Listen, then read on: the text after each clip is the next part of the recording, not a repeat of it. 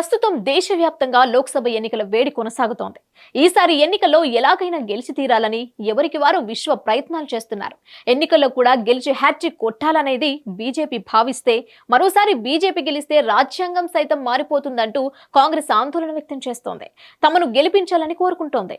ఈ సమయంలో ఆ పార్టీ నేతలు చేస్తున్న ప్రచారాల్లో ఆసక్తికర పరిణామాలు తెరపైకొస్తున్నాయి.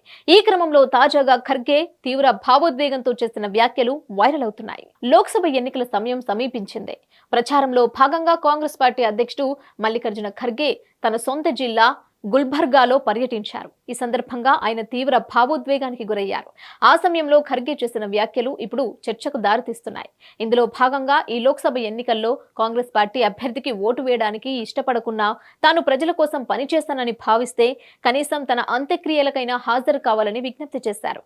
ఇదే క్రమంలో ఈసారి కాంగ్రెస్ పార్టీకి ఓటు వేయకుంటే మీ హృదయాలను గెలవకపోయానని, నాకు ఇక్కడ చోటు లేదనే తాను భావిస్తానని చెప్పిన ఖర్గే కాంగ్రెస్ పార్టీకి ఓటు వేసినా వేయకుండా తాను ఈ ప్రాంతానికి పనిచేశానని నమ్మితే కనీసం తన అంత్యక్రియలకైనా హాజరవ్వండి అని మల్లికార్జున ఖర్గే పేర్కొన్నారు. దీంతో ఒక్కసారిగా ఆయన చేసిన వ్యాఖ్యలు తీవ్ర సంచలనంగా మారాయి. అంతేకాదు, తాను రాజకీయాల కోసమే పుట్టానని, ఎన్నికల్లో పోటీ చేసినా చేయకపోయినా చివరి శ్వాస వరకు రాజ్యాంగం ప్రజాస్వామ్య పరిరక్షణకు కృషి చేస్తానని ఖర్గే స్పష్టం చేశారు. ఇదే క్రమంలో తన కంఠంలో ప్రాణం ఉన్నంత వరకు ఆర్ఎస్ఎస్ బీజేపీ సిద్ధాంతాలను ఓడించేందుకు పోరాడతానని, ఈ విషయంలో వాళ్ల ముందు తలొగ్గే ప్రసక్తే లేదని స్పష్టం చేశారు. కాగా గుల్బర్గా నియోజకవర్గం నుంచి 2009, 2014 ఎన్నికల్లో వరుసగా గెలుపొందిన ఖర్గే 2019లో ఓడిపోయారు.